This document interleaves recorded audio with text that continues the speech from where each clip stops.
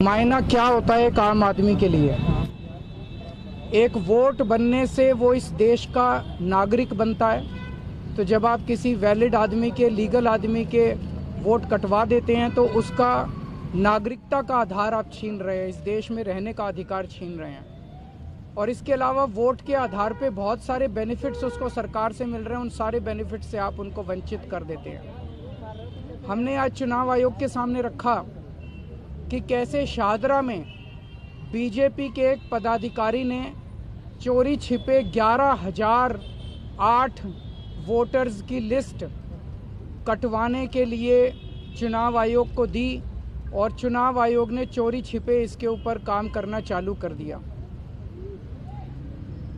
हमने उनके सामने रखा कि किस तरह से कई विधानसभाओं में, जनकपुरी में 24 बीजेपी के कार्यकर्ताओं ने 4,874 वोट काटने के लिए आवेदन किया है।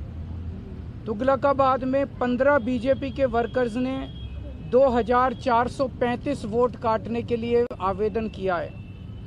तुगलकाबाद के एक पोलिंग बूथ की तो कहानी बहुत ही अजीबोगरीब है। बूथ नंबर 117, इस बूथ पे 1337 टोटल वोट हैं।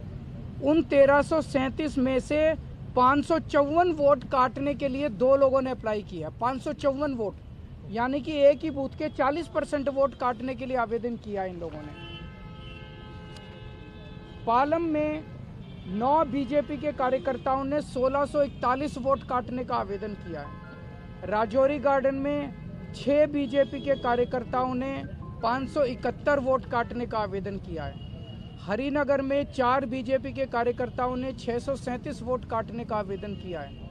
करावल नगर में 2 कार्यकर्ताओं ने 3,260 वोट काटने का आवेदन किया है। मुस्तफाबाद में एक ही व्यक्ति ने 534 वोट काटने का आवेदन किया है। हमारी मांग थी कि ये मास डिलीशन बंद किया जाए। अभी समरी रिवीजन चुनाव आयोग ने किया है, मास डिलीशन बंद किया जाए और जिन जिन लोगों ने इस किस्म के आवेदन किए हैं उनके खिलाफ एफआईआर दर्ज की जाए। चुनाव आयोग ने मोटे मोटे तौर पे 3-4 हमें आश्वासन दिए। एक तो ये कि कोई मास डिलीशन अब चुनाव के पहले नहीं किया जाएगा। दूसरा ये कि अगर कोई भी डिलीशन किया जाता है तो वो लिस्टों के आधार पे नहीं किया जाएगा। किसी को भी अगर डिलीशन कराना है तो उसे फॉर्म 7 भरना पड़ेगा, उसी के आधार पे डिलीशन होगा। और अगर चुनाव आयोग तय करता है कि कोई डिलीशन होना है तो उस पर पहले फील्ड इंक्वायरी होगी और फील्ड इंक्वायरी में बीएलओ जो है वो अपने साथ बाकी पार्टियों के पदाधिकारियों को, रिप्रेजेंटेटिव्स को भी साथ लेके जाएंगे। तो सभी पार्टियों के रिप्रेजेंटेटिव्स के साथ फील्ड इंक्वायरी होगी और उस फील्ड इंक्वायरी के बाद ही किसी का नाम काटा जाएगा। ये बहुत बड़ा आज एश्योरेंस है चुनाव आयोग का। अगर ऐसा होता है तो हमें लगता है कि गलत डिलीशन सारे बंद हो जाएंगे।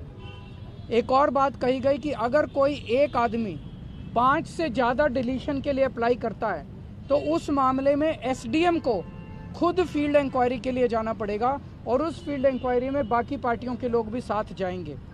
हमने जब इंसिस्ट किया तो चुनाव आयोग ने भरोसा दिलाया है कि जिन लोगों ने फर्जी डिलीशन के लिए अप्लाई किया है उनके ऊपर एफआईआर करने के ऊपर चुनाव आयोग विचार करेगा। तो मुझे लगता है कि काफ़ी सकारात्मक मीटिंग रही चुनाव आयोग की। जो आज एश्योरेंसेस चुनाव आयोग ने दिए हैं, अगर ये सारे एश्योरेंसेस पूरे हो जाते हैं तो मैं समझता हूं कि दिल्ली के लोगों को फिर मास डिलीशंस की जो एक चिंता है वो चिंता करने की जरूरत नहीं पड़ेगी। संज्ञान में खुद से लेके चुनाव आयोग करेगा, आप लोग की तरफ से किया जाए? हमने सारा डेटा, मैंने कहा 3,000 पेजेस का डेटा हम देख। तो आपने सुना अरविंद केजरीवाल साफ तौर पर कहते नजर आए कि चुनाव आयोग से आश्वासन